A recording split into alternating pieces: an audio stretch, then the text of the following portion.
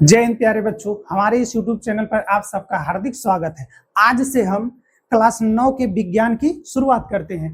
देखिए, हम आपको अपने इस चैनल पर जो भी हम आपको चैप्टर पढ़ाएंगे उस चैप्टर से रिलेटिव हम आपको वे सारे क्वेश्चन आपको बताएंगे जो आने वाले कॉम्पिटिटिव एग्जाम में आपसे पूछे जाते हैं। तो देखिए, हम आपको बोर्ड के रिलेटिव जो भी क्वेश्चन होते हैं हम उनकी तैयारी कराएंगे ही कराएंगे। साथ ही साथ हम आपको आने वाले जो एग्जाम में, अब रेलवे का एग्जाम हो गया, नीट का एग्जाम हो गया, जेईई के एग्जाम हो गए, जैसे इन सभी एग्जामों में जो क्वेश्चन पूछे जाते हैं वे सारे क्वेश्चन को भी हम आपको सॉल्व कराएंगे और बहुत ही आसानी तरीके से आपको समझाएंगे। आप थोड़ा सा भी टेंशन मत लीजिएगा कि साइंस बहुत कठिन होता है। अगर आपको साइंस कठिन लगता है तो उसकी चिंता मत करिए, क्योंकि हम आपको साइंस पढ़ाने वाले हैं बहुत ही अच्छे ढंग से। और आप हमारे साथ जुड़े रहिए। आप देखिए, हम आपको पढ़ा रहे हैं, आप हमारे साथ अंत तक जुड़े रहिए। देखिए, आपको समझ में जरूर आएगा। और अगर आपको कोई टॉपिक ऐसा होता है जो समझ में नहीं आता है तो आप एक काम करिए, कमेंट बॉक्स में जाइएगा और उस कमेंट में जरूर लिखिएगा कि हमें यह चीज समझ में नहीं आया है, इसके बारे में आप हमें बता दीजिए। हम उस कमेंट को पढ़ करके अगले वीडियो में आपको उसका आंसर दे देंगे। तो चलिए, हम आज हमारे पहले चैप्टर की शुरुआत करते हैं। इस चैप्टर का नाम है हमारे आसपास के पदार्थ। तो हमारे 9 के जो विज्ञान है, इसके पहले चैप्टर का नाम है हमारे आसपास के पदार्थ। तो देखिए, पदार्थ होता क्या है। जो पदार्थ होता है इसे हम एक और नाम से जानते हैं, द्रव्य के नाम से। यानी हम इसे पदार्थ कहते हैं या फिर हम इसे द्रव्य कहते हैं। देखिए, पदार्थ होता क्या है। आप जहां बैठे हैं वहीं से बैठे बैठे आप एक बार अपनी मूड़ी को हिलाइए। सॉरी, आप जहां बैठे हैं आप वहीं से बैठे बैठे एक बार अपने सर को चारों तरफ घुमाइए। अपने सर को बैठे बैठे आप चारों तरफ घुमा करके देखिए तो आपको चारों तरफ कुछ न कुछ, कोई ना कोई वस्तु आपको दिखाई दे रही होगी। तो जितनी भी वस्तुएं आपको दिखाई दी हैं ये सारी की सारी वस्तुएं पदार्थ हैं। कहने का मतलब ये है, जो अभी आप दीवार देखे हो ये भी एक पदार्थ है, आप जिस मोबाइल को देख रहे हो ये भी एक पदार्थ है, आप अपने आप को देख रहे हो ये भी पदार्थ है, हमको आप देख रहे हो हम भी पदार्थ है, आप इस मार्कर को देख रहे हो ये भी पदार्थ है, आपके घर जो टीवी रखी हुई है वो भी पदार्थ है, आपके घर जो नल है वो भी पदार्थ है, आपका नल जो पानी देता है वो पानी भी पदार्थ है, आप सांस ले रहे हो जो हवाएं आ रही हैं वो भी एक पदार्थ है। और तो और आप जो गैस सिलेंडर रखे वो भी एक पदार्थ है, उसके अंदर जो गैस भरी गई है एलपीजी वो भी एक पदार्थ है। कहने का मतलब ये हो गया कि हमारे आसपास जितनी भी वस्तुएं दिखाई देती हैं ये सारी की सारी वस्तुएं क्या होती हैं, पदार्थ होती हैं। देखिए, पदार्थ हम इनको इसलिए कहते हैं कि इनका कुछ न कुछ भार होता है और यह कुछ स्थान घेरती हैं। तो पदार्थ हम उन्हीं वस्तुओं को कहेंगे जो वस्तुएं कुछ न कुछ स्थान घेरेंगी और उनका कुछ भार होगा। तो हम सीधे सीधे कह सकते हैं वे वस्तुएं जिनका कुछ भार होता है और कुछ स्थान घेरती हैं उन्हें हम लोग क्या कहते हैं, पदार्थ कहते हैं। जैसे यह मार्कर है तो इस मार्कर का कुछ न कुछ भार होगा, वजन होगा। हम इस मार्कर को यहाँ रख दिए तो ये मार्कर इतना जगह लिया है ना, तो इसका भार भी है और यह स्थान भी घेर रहा है, तो इसका मतलब यह पदार्थ है। हम इस जगह पर खड़े हैं तो हम भी क्या किए हैं, कुछ न कुछ जगह को घेरे हुए हैं और हमारा कुछ वजन है, इसलिए हम भी क्या है, पदार्थ हैं। आप भी क्या है, पदार्थ हैं। मम्मी पापा आपके क्या हैं, सबके सब पदार्थ हैं। यानी कि ब्रह्मांड में जितनी भी चीजें आप देखते हो, सूर्य हुआ, तारा हुआ, चंद्रमा हुआ, ये सब के सब क्या है, पदार्थ हैं। पर्वत भी क्या हो गया, पदार्थ हो गया। नदी भी क्या हो गई, पदार्थ हो गई। झील, झरना, तालाब, नाली वगैरह जितने कुछ भी होते हैं, यानी अपने घर में आप जितने भी सामानों के देख रहे हो, यानी अपने आसपास अपने चारों तरफ जितने भी सामान को आप देख रहे हो सब के सब क्या कहलाते हैं, पदार्थ कहलाते हैं। तो चलिए हम पदार्थ की परिभाषा को लिखते हैं।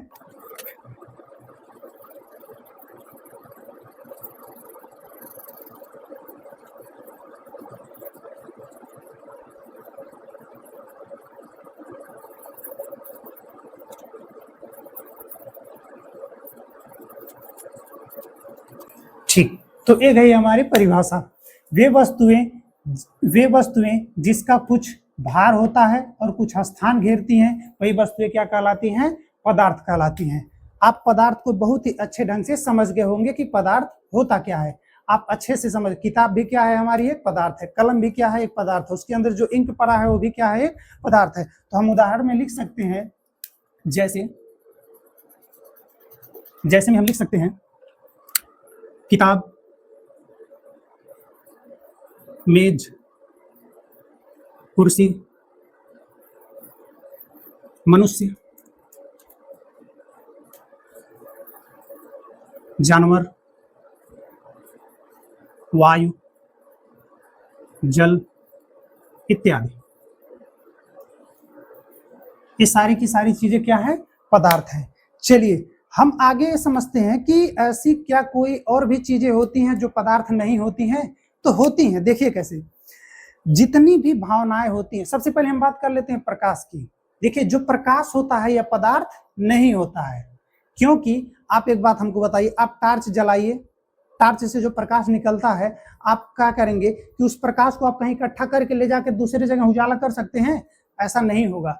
यानी कि जो प्रकाश होता है वह न तो स्थान घेरता है और ना ही उसका कुछ भार होता है, इसलिए हम प्रकाश को पदार्थ नहीं कहते हैं। तो हम इसे भी लिखेंगे,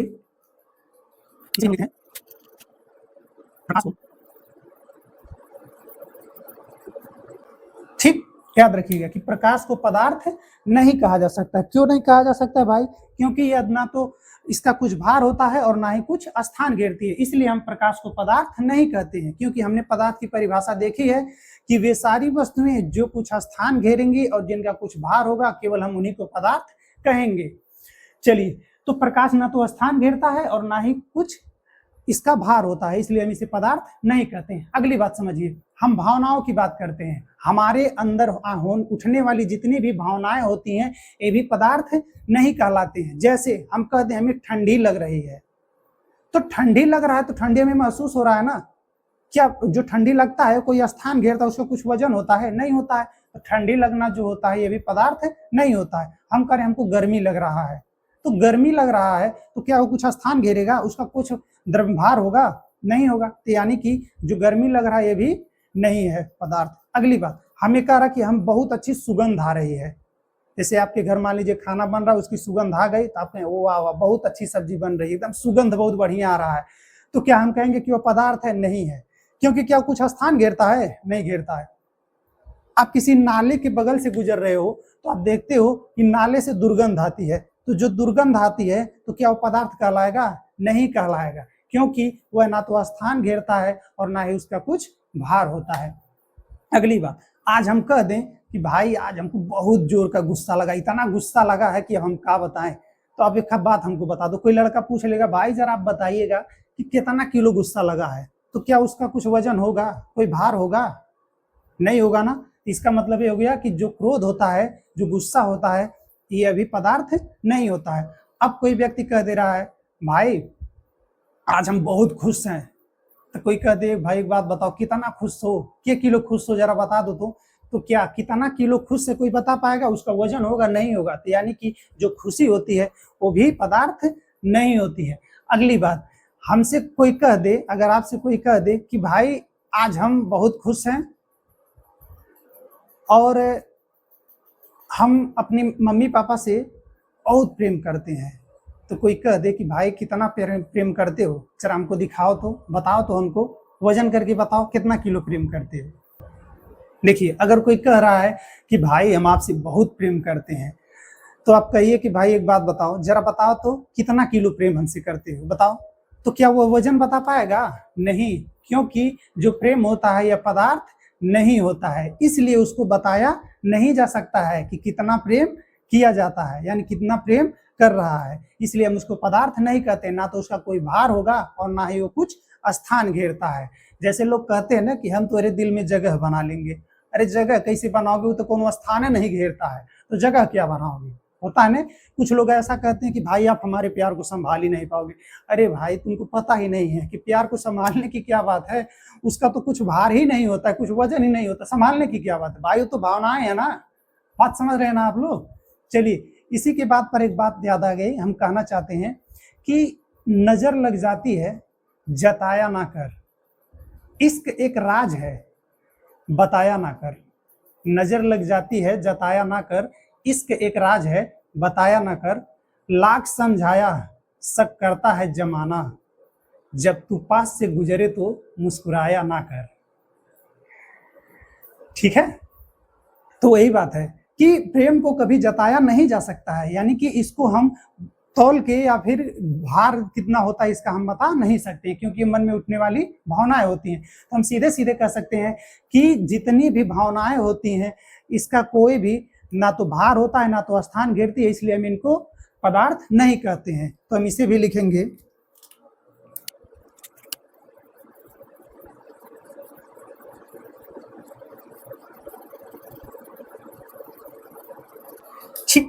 तो इतना बात आपको समझ में आ गया कि मन में उठने वाली जो भी भावनाएं होती हैं, चाहे प्रेम हो, घृणा हो, चाहे क्रोध हो, तो ये सब भी जो होते हैं पदार्थ नहीं होते हैं।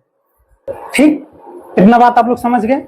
हमने आपसे अभी कुछ समय पहले ये भी कहा है कि जैसे सुगंध हो गया, दुर्गंध हो गया, ठंड लगना, गर्मी लगना, ये सब भी पदार्थ नहीं होते। चलिए इसको भी लिख लेते हैं, नहीं तो बाद में आप भूल जाएंगे। चलिए इसे भी हम लिख लेते हैं।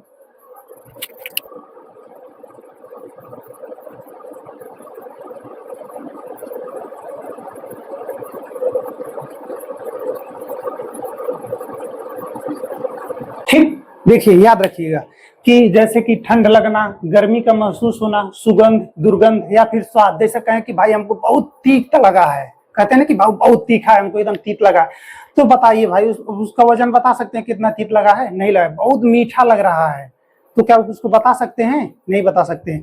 तो यही बात है। तो ये सब जो भावनाएं होती हैं हमारे अंदर की, हम इसको ना तो नाप तोल नहीं सकते हैं, यानी कि इसका ना कुछ भार होता है, ना कुछ स्थान घेरती है, इसलिए हम इसको पदार्थ या द्रव्य नहीं कहते हैं। तो आपको समझ में आ गया होगा अच्छी तरह से कि पदार्थ या द्रव्य होता क्या चीज है। चलिए आगे अब हम समझते हैं पदार्थ के भौतिक स्वरूप के बारे में। कहने का मतलब ये है कि जो पदार्थ बना है वो किन चीजों से बना है। तो समझते हैं कि पदार्थ का भौतिक स्वरूप होता क्या है। देखिए, हम आपसे कुछ समय पहले बताए हैं कि पदार्थ जो होता है कणों से बनता है, कण जो होते हैं अणु से बनते हैं, अणु जो होते हैं परमाणुओं से बनते हैं। यानी परमाणु मिलेंगे तो अणु बनेगा, अणु मिलेंगे तो कण मिलेगा, मिलेंगे तो पदार्थ बनेगा। यानी कणों से मिलकर के क्या बना है? पदार्थ बना है। हम सीधे सीधे कह सकते हैं कि जो पदार्थ होते हैं वह छोटे छोटे कणों से मिलकर बने होते हैं। तो जब हमसे पूछा जाएगा कि पदार्थ का भौतिक स्वरूप बताइए, तो हम कहेंगे कि पदार्थ जो होते हैं छोटे छोटे कणों से मिलकर के बने होते हैं। तो हमारा अगला टॉपिक होगा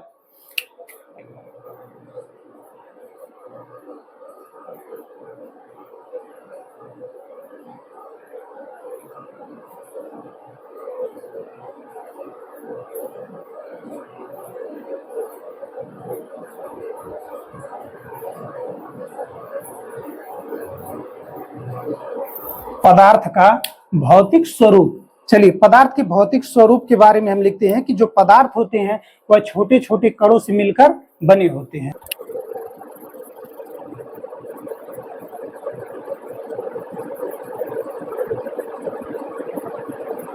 ठीक, याद रखिएगा कि जो पदार्थ होते हैं वह छोटे छोटे कणों से मिलकर के बने होते हैं। जब आपसे पूछा जाएगा कि पदार्थ का भौतिक स्वरूप बताइए, तो हमारा स्पष्ट बताएंगे कि जो पदार्थ होते हैं वह छोटे छोटे कणों से मिलकर के बने होते हैं। चलिए अब हम पदार्थ के गुण को समझ लेते हैं। अगला टॉपिक हम समझते हैं पदार्थ का गुण। चलिए हम समझते हैं पदार्थ के गुण के बारे में। चलिए इसका पहला गुण हम लोग देखते हैं। पदार्थ का जो पहला गुण है वह क्या है? देखिए पदार्थ के अभी हम देखें कि जो पदार्थ होता है वह छोटे छोटे कणों से मिलकर के बना होता है। तो जो पदार्थ के छोटे छोटे कण होते हैं उन कणों के बीच में कुछ न कुछ स्थान होता है, यानी कि रिक्त स्थान होता है। जैसे अगर हम कह दें, ध्यान से देखिएगा, जैसे हम कह दें कि यह एक पदार्थ है, यह एक वस्तु है, तो पदार्थ जो है छोटे छोटे कणों से मिलकर के यह बना है। जब छोटे छोटे इसी प्रकार से कण मिले होंगे तब जाकर के यह वस्तु बनी होगी।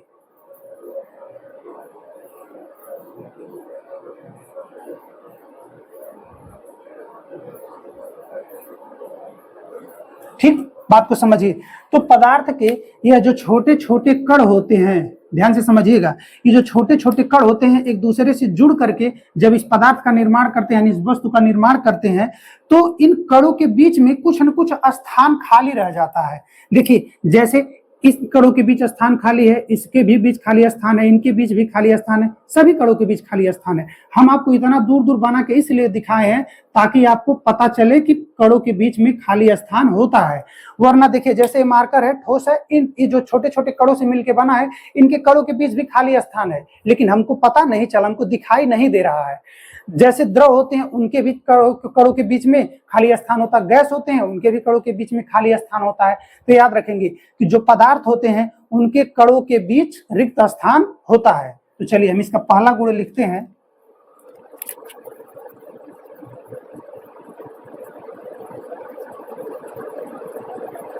ठीक, कितना बात आपको समझ में आ गया कि पदार्थ के कणों के बीच क्या होता है, रिक्त स्थान होता है। चलिए दूसरी बात को अब हम समझते हैं। दूसरी बात होती क्या है, देखिए यह जो पदार्थ के जो छोटे छोटे कण होते हैं, हम अभी अभी समझे हैं कि इनके बीच खाली स्थान होता है, और यह जो कण होते हैं जब खाली स्थान होता है तो ये सभी कण इधर उधर गति करते हैं। याद रखिएगा, पदार्थ के ये जो छोटे छोटे कण होते हैं ये सब गति करते हैं, इधर उधर गति करते हैं, चाहे वह ठोस के कण हो, चाहे द्रव के कण हो, चाहे गैस के कण। ये जो प्लास्टिक है इसके जो छोटे छोटे कण है वो भी गति कर रहे हैं, हम ठोस हैं, हम भी जो छोटे छोटे कण है वो भी गति कर रहे हैं। यह जो बोर्ड बना हुआ है इसके भी जो छोटे छोटे कण है वो भी गति कर रहे हैं। ये जो दीवार दिख रही है आपको अपने चारों ओर, वो दीवार भी क्या है, उसके छोटे छोटे कणों से मिलकर के बना है, उसके कण भी गति निरंतर कर रहे हैं। यानी पदार्थ के जो छोटे छोटे कण होते हैं वो निरंतर गति करते रहते हैं। ऐसा नहीं होता है कि कुछ समय जैसा होता क्या है कि सुबह हो गया तो हम उठ गए, अंधेरा होता है शाम तो हम सो जाते हैं, तो इनके साथ ऐसा नहीं होता कि सुबह होता तो गति करेंगे, शाम होगा तो सो जाएंगे, ऐसा नहीं होता। ये 24 घंटा गति करते हैं, इसलिए हम कहेंगे पदार्थ के कण निरंतर गति करते हैं। चलिए अगला पॉइंट तब हम लिखते हैं, दूसरा नंबर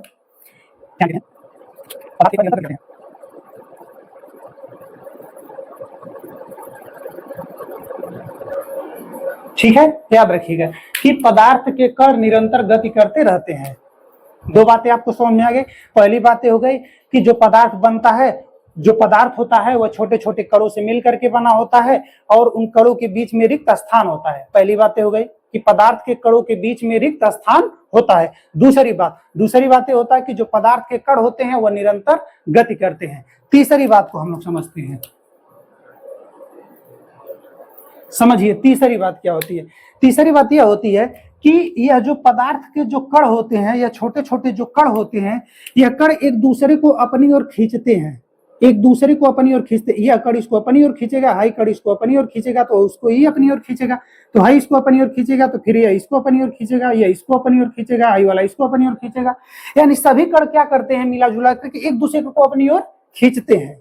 सभी कण क्या करते हैं, एक दूसरे को अपनी ओर खींचते हैं। तो जब एक दूसरे को अपनी ओर खींचेंगे तो इनके बीच क्या लगेगा, बल लगेगा, और जो बल लगेगा, खींचने वाला जो बल होता है उसे हम कहते हैं आकर्षण बल। यानी कि हम कह सकते हैं कि पदार्थ के जो कण होते हैं उनके बीच आकर्षण बल लगता है। बात समझ में आया।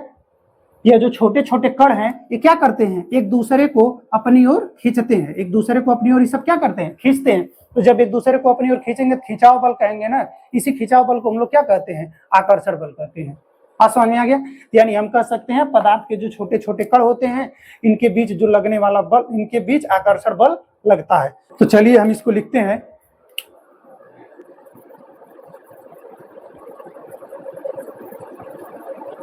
बात समझ में आ गया कि पदार्थ के कणों के बीच आकर्षण बल लगता है।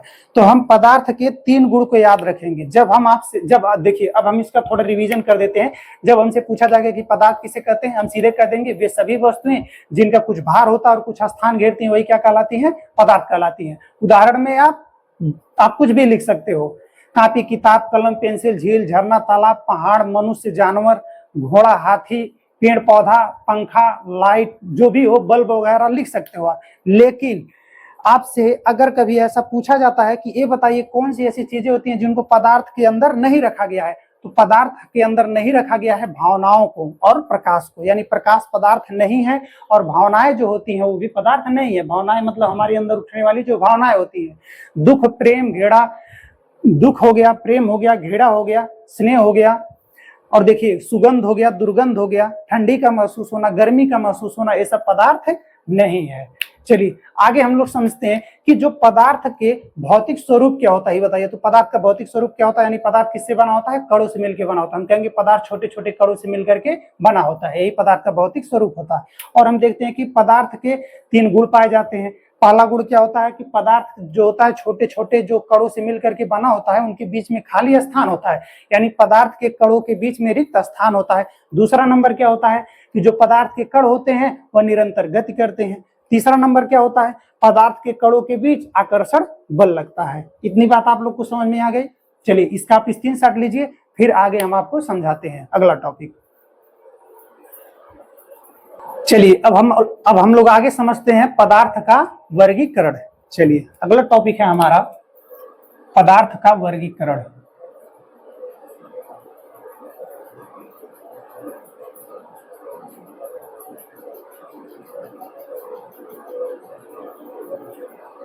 समझिए पदार्थ का वर्गीकरण होता क्या चीज है। देखिए पदार्थ का जो वर्गीकरण है इसे दो अवस्थाओं में बांटा गया है, इसको दो भागों में बांटा गया है। पदार्थ का जो वर्गीकरण है इसे दो भागों में बांटा गया है, यानी कि दो प्रकार से किया गया है। पदार्थ का जो वर्गीकरण है इसे दो प्रकार से किया गया है। पहला किया गया है भौतिक अवस्था के आधार पर,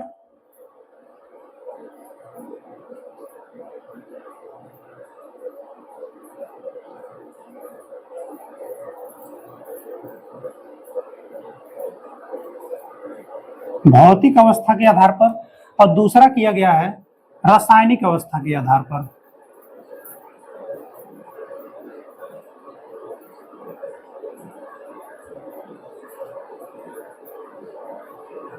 यानी कि पदार्थ की दो अवस्थाएं होती हैं, एक भौतिक अवस्था होती है और एक रासायनिक अवस्था होती है। देखिए पदार्थ की दो अवस्थाएं होती हैं, एक भौतिक अवस्था होती है और एक रासायनिक अवस्था होती है। चलिए हम समझते हैं कि भौतिक अवस्था होती क्या चीज है। भौतिक अवस्था कहने का मतलब यह है कि कोई एक वस्तु है और वह वस्तु अपने रूप को बदल करके किसी दूसरे रूप में चली जाती है और फिर क्या करती है, बाद में फिर बदल करके अपने पहले वाले रूप में आ जाती है। यह हमारा कहलाता है भौतिक अवस्था, यानी कि भौतिक रूप कहलाता है। जैसे हम कह देते हैं कि मान लो जल ले लेते हैं, जल, हम जल को क्या करते हैं फ्रिज में रख करके उसे ठंडा कर देते हैं तो बर्फ बन जाता है।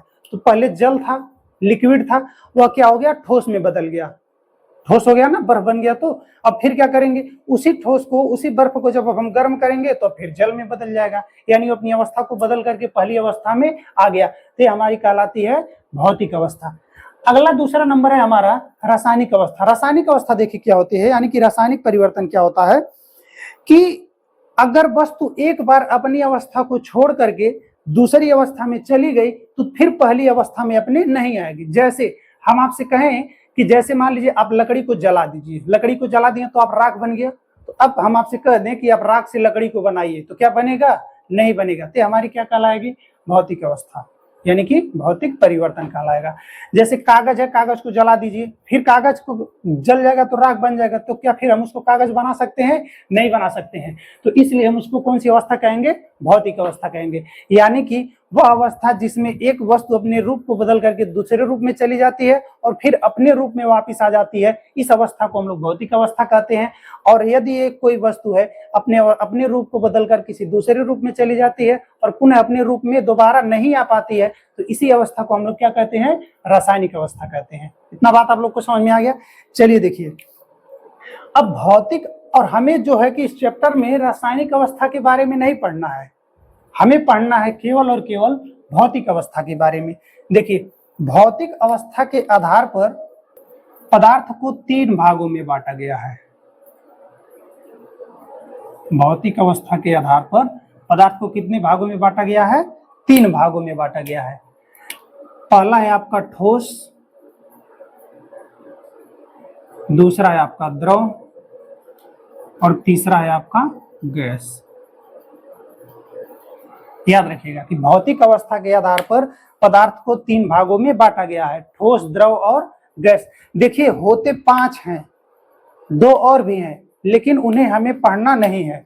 हम 9th में हैं, हमें केवल और केवल क्या पढ़ना है कि भौतिक अवस्था के आधार पर पदार्थ को तीन भागों में बांटा गया है, एक ठोस है, दूसरा द्रव है और तीसरा गैस है। अब ऐसा नहीं हम इसको पहला ठोस कर दिए, इसको दूसरा द्रव कर दिए, तीसरा गैस कर दिए, तब कहेंगे पहले ठोस होता है, दूसरा द्रव होता है, तीसरा गैस। ऐसा नहीं, किसी को पहला दूसरा तीसरा बोल सकते हैं। बात समझ में आ गया। हमारे मन में आएगा हम पहला गैस बोल देंगे, दूसरा द्रव कहेंगे, तीसरा ठोस कह देंगे। हमारे मन में आया हम पहला द्रव कह देंगे, दूसरा ठोस कहेंगे, तीसरा गैस कहेंगे। बात समझ में आ गया। चलिए देखिए आगे हम देखते हैं। रासायनिक अवस्था के आधार पर अगर हम देखते हैं तो पदार्थों को दो भागों में बांटा गया है, एक होता है आपका शुद्ध पदार्थ और दूसरा है आपका मिश्रित पदार्थ। रासायनिक अवस्था के आधार पर पदार्थों को दो भागों में बांटा गया है। पहला है आपका शुद्ध पदार्थ, दूसरा है आपका मिश्रित पदार्थ।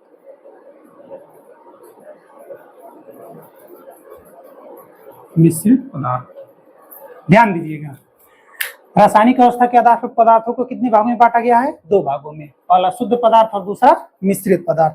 देखिए शुद्ध पदार्थ जो होते हैं इन्हें भी बांटा गया है 2 भागों में।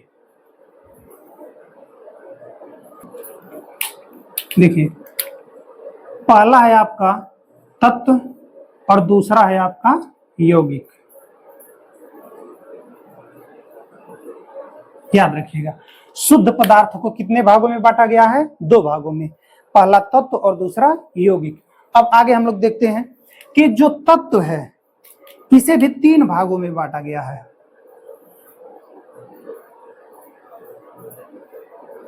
तत्व को भी कितने भागों में बांटा गया है?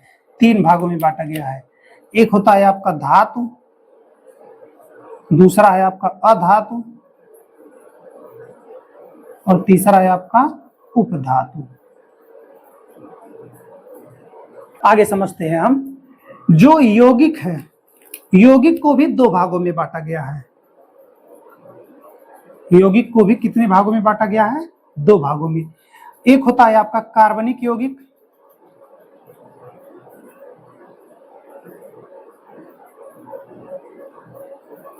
कार्बनिक यौगिक, और दूसरा होता है आपका अकार्बनिक यौगिक।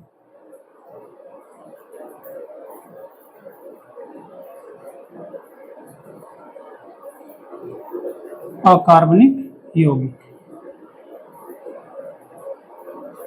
तो याद रखिएगा, ठीक है। तो यौगिक 2 प्रकार के होते हैं, कार्बनिक यौगिक होते हैं और अकार्बनिक यौगिक होते हैं।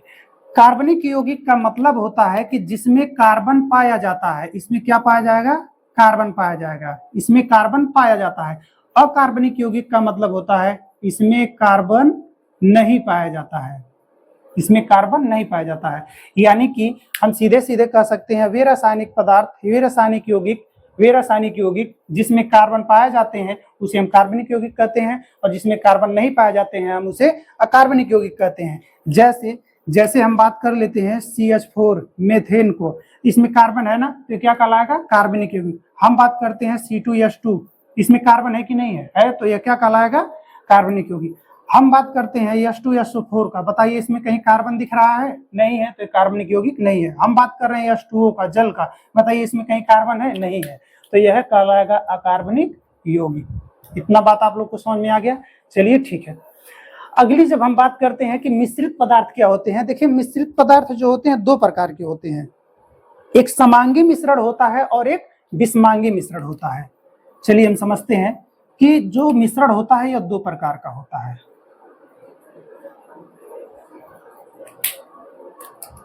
एक होता है आपका समांगी मिश्रण,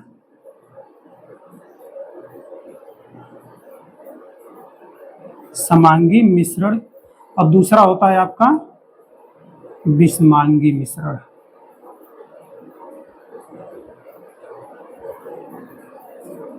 चलिए इतना बात आप लोग को समझ में आ गया होगा।